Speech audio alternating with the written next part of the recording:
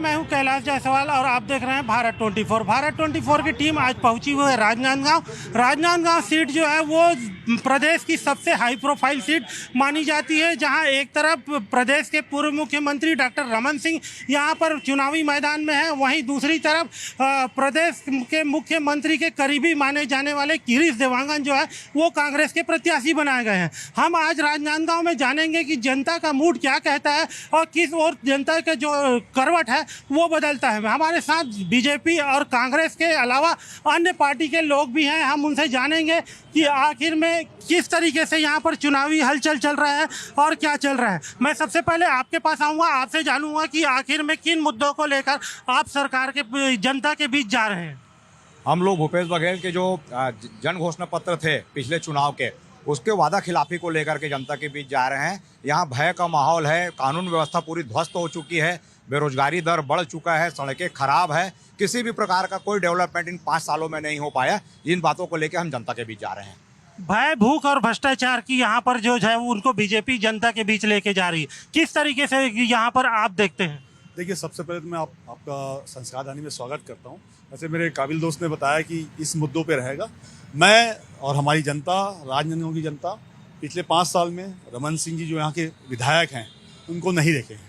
सिर्फ आते हैं, प्रोटोकॉल जारी करते हैं, टाइम लिमिट रहता है उसका निकल जाते हैं। राजनांदगांव की जनता, यहाँ की जनता उसे ढूंढ रही है, वह लापता है विधायक। जनता ढूंढ रही, जोगी कांग्रेस के भी लोग हैं, हम उनसे जानेंगे। डॉक्टर रमन सिंह को जनता ढूंढ रही, क्या कहते हैं आप? डॉक्टर रमन सिंह को जनता ढूंढ रही है, और अगर धोखे से अगर गिरीश देवांगन आ गए तो उनको भी जनता ढूंढेगी, ये एकदम तय है। रमन सिंह तो कवर्धा के ही हैं, वो तो 178 किलोमीटर से आए हुए हैं। गिरीश देवांगन, उनको भी जनता ढूंढेगी। यहाँ पे पर्सनल मुद्दों में कोई कार्य पिछले 5 साल में नहीं हुआ है, न रमन सिंह जी ने किया है। रमन सिंह जी ने महापौर के भरोसे छोड़ दिया, महापौर रमन सिंह के ऊपर दोषारोपण करती हैं कि वो विधायक तो होना चाहिए। सिर्फ एक दूसरे के ऊपर आरोप प्रत्यारोप करते हैं लोग, काम किसी का नहीं हुआ है। पट्टे की समस्या सबसे ज़्यादा है। वार्ड पार्षद जो कांग्रेस के हैं वो खुद अपने लोगों को पट्टा का आश्वासन देके पहले चुनाव लड़के जीतते हैं और बाद में मेरा नंबर देते हैं तो जोगी कांग्रेस वालों से मिल लो, उन लोग ज़्यादा अच्छे से आंदोलन कर रहे हैं। समस्या समाधान अभी भी बना हुआ है, क्या वजह है? मैं तो सबसे पहले आपके चैनल को मैं बहुत बहुत धन्यवाद देना चाहती हूँ, और मैं आज इस वजह से बोलना चाहूँगी कि भूपेश बघेल ठगेश बघेल है, सिर्फ ठगने का काम किया है। और उन्होंने जिस ढंग से महिलाओं के लिए जो उन्होंने वादे किए थे, सबसे पहले जो है नशाबंदी की जो बात की थी, जो गंगा जल हाथ में लेके उन्होंने कहा था, आज पूरे हमारे छत्तीसगढ़ का जो आधे से ज्यादा आबादी महिलाओं का है, और महिलाओं ने ये मन बना लिया है कि हमने 5 साल में जो धोखा खाया था अब हम धोखा नहीं खाएंगे।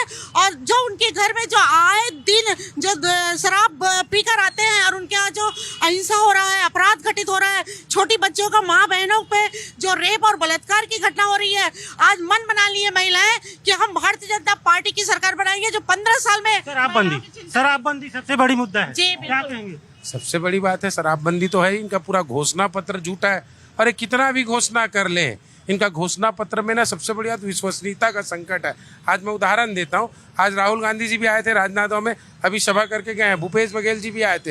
ये 9 नवंबर 2018 को राजनांदगांव की इसी भूमि से बोले थे बीएनसी मिल को रीस्टार्ट करेंगे, और जब वो हुआ तो भूपेश बघेल जी ने कहा जूट मिल खोलेंगे। आज हमने प्रश्न पूछा, पूरे अखबारों में विज्ञापन है कि राहुल गांधी जी आप आए हो, भूपेश बघेल जी आप आए हो, बताना। अब तो इनकी सरकार जाने का समय आ गया, सरकार भी जाने वाली। इतनी बड़ी सभा में आज राहुल गांधी का मुंह नहीं खुला बीएनसी मिल पे। आज भूपेश बघेल जी ने ये नहीं बोला जूट मिल खोलूंगा। तो इतने झूठे लोग हैं, इन पे कौन भरोसा करेगा? ये 27-28 सीट भी ले आए ना छत्तीसगढ़ में, तो इनकी उपलब्धि है। क्योंकि एक चीज बता रहा हूँ, भूपेश बघेल वहां से पाटन से चुनाव हार रहे हैं, ये भी तय बात है।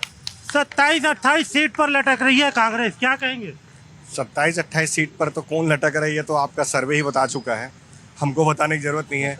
रही बात जो गंगा जल वाली बात है, शायद इन्होंने पूरी तरीके से देखा नहीं है न्यूज़, या केवल घोषणा पत्र पढ़ के रह गए। हाँ, शराबबंदी नहीं हो पाई, उसके भी कारण हमारे सीएम साहब ने बता दिए थे कि किस कारण से नहीं हो पाई। लॉकडाउन में सब चीज़ बंद थे, शराब भी बंद थी। शराब बंद होने के बाद लोग किस तरीके से कैसे नशा करके मरे सबको ज्ञात है। तो जो भी लोग हम कांग्रेस पार्टी पे ब्लेम लगाएंगे, हमारी सरकार भूपेश बघेल पे ब्लेम लगाएंगे, वो सब बेकार है, बेकार की बातें हैं। हमारी सरकार की योजनाएं जितनी अच्छी है, हम बताते बताते तो रात हो जाएगा। हम बोले थे कर्ज माफ। जूट मिल को लेकर एक बड़ी बात आ रही। राहुल गांधी की सभा में भी इसका कोई उल्लेख नहीं किया गया है। देखिए जो प्रस्तावना यहाँ से विधायक जी को भेजनी चाहिए थे, यहाँ से रमन सिंह जी ने इस बारे में कुछ वो नहीं किया, क्योंकि सेंट्रल में बीजेपी की सरकार है और वहाँ पर स्टेट गवर्नमेंट की नुमाइंदी कहने की बात है कि वहाँ पर प्रस्ताव पे विचार नहीं किया गया। प्रस्ताव पर विचार नहीं किया गया, क्या कहेंगे आप इसको लेकर? जूट मिल का एक बड़ी समस्या आ रही है। मैं वो भाई जो बोल रहे थे कि ना यहाँ के प्रत्याशी यदि जीत के आते तो उन्हें भी ढूंढना पड़ेगा, तो मैं ये कहना चाहूँगी कि जिस तरह हमारे प्रत्याशी डोर टू डोर और जनसंपर्क कर रहे हैं एक से एक के बाद एक घर में, तो वो मेहनत को देख के जनता को ये विश्वास है कि हमें इन्हें ढूंढना नहीं पड़ेगा। ये हमारे लिए इतना अधिक काम करेंगे और जनता के लिए काम करेंगे, ये जनता को पूरा विश्वास है। और हमारा प्रत्याशी जो है भारी बहुमत से जीत के आएगा। प्रत्याशी बाहरी होने की फिर भी बात आ रही है, दोनों प्रत्याशी नदारद रहते हैं। बोलो छत्तीसगढ़ महादारी की। देखो प्रत्याशी तो आज से 24 साल पहले डॉक्टर रमन सिंह भी बाहरी प्रत्याशी थे। 24 सालों से राजनांदगांव की धरती में मूंग तर रहे हैं डॉक्टर रमन सिंह। केंद्रीय उद्योग मंत्री बने थे वो, उसके केंद्रीय उद्योग मंत्री बनने के बाद बीएनसी मिल को बंद कर दिया गया, लोगों को बेरोजगार कर दिया गया। अरे चुपो ना, केंद्रीय उद्योग मंत्री रहते हुए भी उसके बाद भी 15 साल मुख्यमंत्री रहे, उद्योग कहीं लगा ना सका। सिर्फ भ्रष्टाचार किया। यहाँ चिट फंड कंपनियों का फीता काटा पूरा खानदान ने, और चिट फंड कंपनियों के मालिकों ने पैसा लेके यहाँ की जनता को पैसा फरार हो गए। बताओ, नान घोटाला हुआ, राशन कार्ड का घोटाला हुआ, एक नान से 2-2, 3-3 राशन कार्ड हुआ करता था। चुनाव के पहले लोग महिलाओं को महिला करके राशन कार्ड बनाती थी, चुनाव के बाद उसका घर में घुस के चूल्हा नाप के, आंगन नाप के उसके राशन कार्ड को काटने का काम किया है डॉक्टर रमन सिंह ने। डॉक्टर रमन सिंह भी बाहरी प्रत्याशी है। और हमारा जो गिरीश देवांगन है, कांग्रेस प्रत्याशी का उम्मीदवार गिरीश देवांगन जी है, उसका मामा का गाँव ननिहाल है, यहाँ पला बढ़ा है, वो मालूम है। और गिरीश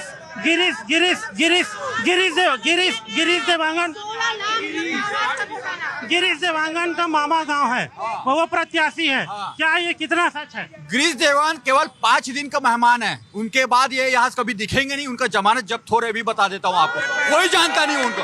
अरे चुनाव के समय मामा याद आता है। इससे पहले आपने क्या योजना, आप मुख्यमंत्री के करीबी थे, आप एक ईंट कोई भी योजना बता दो जो नांदगांव में लागू हुआ हो, एक ईंट का काम नहीं हुआ है। केवल यहाँ का जो संस्कारी जो मशीन थे ना, उसको यहाँ से दुरुपयोग किया गया है। टोटल गुंडागर्दी हुआ है, दारू के हर घर गांव में गली में दारू बिका है। मामा कितना असर करेंगे? मामा का कहीं कोई असर नहीं है, क्योंकि अभी चुनाव के बाद में ये जानकारी मिली लोगों को। इनको भी पूछ लीजिए, आज से 10 दिन पूर्व, 15 दिन पूर्व इनको क्या पता था कि गिरीश देवांगन यहाँ के भांचे हैं। दूसरी बात मैं बोल रहा हूँ, लगातार जो छत्तीसगढ़ में जो झूठ का कारोबार भूपेश बघेल जी चला रहे हैं, झूठ के कारोबार में बता दूं, आपको भी पता है कि छत्तीसगढ़ में अराजकता ऐसी रही कि CGPSC भर्ती में जिस तरीके से सार्वजनिक रूप से जो बाद में मामला प्रकाश में आया है कि टामन सोनवानी का कितना बड़ा हाथ उसमें रहा। दूसरी बात मैं बता दूं, यहाँ का हमारा खुद का भाजपा का कार्यकर्ता सुरक्षित नहीं है। मामा और भाचा छत्तीसगढ़ में एक महत्वपूर्ण रिश्ता रहता है, क्या लगता है मामा पार हो जाएंगे इस बार? मामा ने 15 साल भ्रष्टाचार किया और राजनांदगांव को 5 साल से विधायक की कमी है। सीधी बात, शराब का सरकारीकरण किसने किया? पूछ लीजिए भारतीय जनता पार्टी से। और ये बोल रहे हैं महिलाओं के लिए छत्तीसगढ़ में पनामा नान घोटाला, 36,000 करोड़ का नान घोटाला, ये डॉक्टर साहब ने लोग बिल्कुल मामा भाचा का बड़ा यहाँ पर रोल हो रहा है। गिरीश यहाँ के भाचा है, क्या कहेंगे इसको लेकर? अब मैं ये कहना चाहूंगा कि कोई दुबई में रहता है, उसका रिश्तेदार यहाँ पे रहता, तो यहाँ चुनाव लड़ लेंगे क्या? दूसरी बात ये बोलना चाहूंगा, जैसे कि अभी भाई साहब कह रहे थे कि शराबबंदी का वादा किए और कोरोना में जब लोगों की हालत देखी तो बंद। अरे यार, तो शराबबंदी का जब वादा करे तो पूरा डिटेल में लिखना था कि कोविड आ जाएगी तो हम शर्तों में चेंज। तीसरी बात बोलना चाहूंगा, बेरोजगारी भत्ता एक लड़के को, एक बेरोजगार युवा को दिया जाएगा। भूपेश बघेल जी ने वादा किया था, जब देने का बारी आया, एक तो 5वें साल में दे रहे हैं, ऊपर से 73% लोग फॉर्म जमा किए, 17% लोगों का एक्सेप्ट हुआ, 10% 17% लोगों का एक्सेप्ट हुआ। तो ये लोग सिर्फ वादा करके दावा करते हैं और बाद में बदल देते हैं। और इन लोग के अंदर हिम्मत है, इनके अंदर भी, तो शपथ पत्र दे के दिखाए जो कि तमाम वो मुद्दे हैं। हमारे साथ यूथ भी है, हम उनसे जानेंगे क्या बेरोजगारी भत्ता के नाम पे सबसे पहले इन्होंने ठगा। बेरोजगारी भत्ता देंगे बोले थे, वो भी भूल गए। चुनाव आते ही इन लोग एक ही काम करते हैं, घोषणा, और घोषणा में कोई वादा पूरा नहीं होता है। चुनाव आते घोषणा। आज इनका राहुल गांधी सभा लेने आया था, वो भी यही चीज बोल के गए कि यहाँ का चीफ मिनिस्टर अदानी का काम कर रहे हैं। आम जनता के लिए कोई काम नहीं हुआ है, सिर्फ अपराध का काम यहाँ पे हो रहा है। हम यूथ परेशान है। भूपेश बघेल सिर्फ ठगने का काम किया है। एशियन बैंक का ऑफिस बंद करवा दिया, पाठ पुस्तक निगम का ऑफिस बंद करवा दिया, सेतु नगर निगम का ऑफिस बंद करवा दिया है। भूपेश बघेल सिर्फ छत्तीसगढ़ को दिल्ली दरबार का एटीएम समझ लिया है और उसके अलावा भूपेश बघेल कुछ नहीं कर रहा है। क्या कहेंगे? भूपेश बघेल प्रदेश में युवाओं की स्थिति बद से बदतर कर दिया है। जितने युवाओं को उन्होंने रोजगार नहीं दिया, उससे ज्यादा युवाओं तो महादेव ऐप चला रहे। जितने ही ज्यादा युवाओं को इन्होंने बेरोजगारी भत्ता नहीं दिया, उससे ज्यादा तो आज कोचिया बने बैठे युवा। तो ये युवाओं को नशे की गर्त में, अपराध की गर्त में ढकेलने की कोशिश भूपेश बघेल कर रहे हैं। युवा इसका जवाब देगा। युवा भूपेश बघेल को प्रदेश से भगाएगा। क्या कहते हैं इस बार, रमन सिंह या भूपेश बघेल? भैया भूपेश बघेल को नहीं देना है। नहीं देना है? नहीं देना। क्यों नहीं देना है? क्यों कि कई घोटाला उसके नाम से, और कई वो है, एक हो तो गिनाऊं, कई घोटाला है, इसलिए हमको नहीं। किस प्रकार के घोटाला जानते हैं आप? है किस प्रकार से घोटाला जानते हैं? सब घोटाला है। आज जो भी सरकार है, आज भी घोटाला है। हाँ, आपके पास आऊंगा, पूछो आप क्या कहेंगे इस बार चुनाव को लेकर? इस बार चुनाव सबसे पहले बात तो ना, भाजपा के पास मुद्दा है ना नेता है।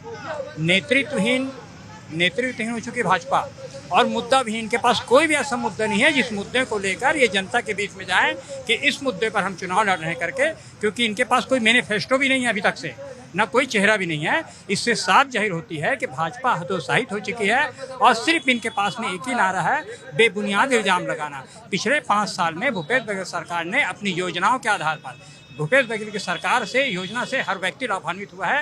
ये सामने में आत्मानंद स्कूल है, गोधन न्याय योजना है, वृक्ष संपदा योजना है, जिससे हर जनता लाभान्वित हुई है। और अभी एक सबसे अच्छी बात कही के गए राहुल गांधी जी ने, भूपेश बघेल जी ने, जो छत्तीसगढ़ सरकार है अभी आने वाले समय में जातिगत जनगणना कराएगी, जिससे ये होगा जिसकी जितनी हिस्सेदारी उसकी उतनी भागीदारी, जिससे हर जनता लाभान्वित होगी। ये सिर्फ खोखले वादे करते हैं। माननीय भूपेश बघेल जी ने अभी कहा है कि संपूर्ण किसानों का कर्जा माफ होगा, PG 2 से लेकर PG तक की शिक्षा मुफ्त होगी, और हमने खाली वादा नहीं किया, उसको करके दिखाया है। PG तक की शिक्षा मुफ्त होगी। नहीं एक चीज, अरे पहले तो मैं इनका ना घोषणा का हवा निकाल देता हूँ।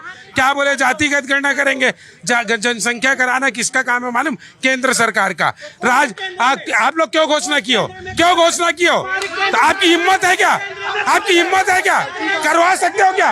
हिम्मत नहीं है, फालतू बात करते हो। संवैधानिक उपबंध है, फालतू बात जब कर नहीं सकते तो क्या बोल रहे हो? सुनो, जनगणना कराना केंद्र सरकार का विषय, कोई राज्य सरकार करा सकता है क्या? इसके पहले आपने कुछ कभी सुना? केंद्र से बिहार में खारिज हो गया।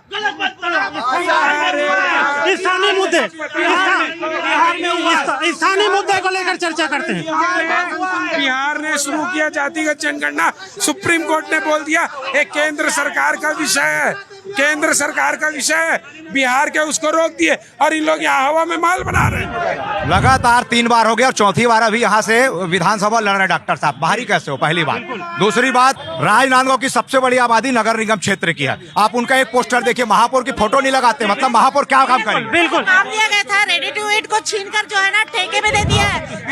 भैया इनको जितना कांग्रेस के बारे में पता है, लग रहा है कि हम किसका नाम भेजे थे, इतना अंदर तक की बात पता है। मेरे को लगता है इनको अपने पार्टी नहीं, हमारी पार्टी ज्यादा चिंता है।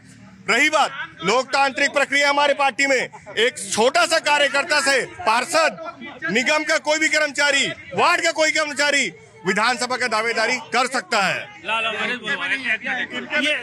ये थे बीजेपी कांग्रेस के अलावा तमाम वो राजनांदगांव के जनता जनार्दन जो बता रहे थे कि किस प्रकार से यहाँ पर मुद्दे जो है वो हावी है, और ये जो मुद्दे हैं वो निकल कर आप सामने आ रहे हैं।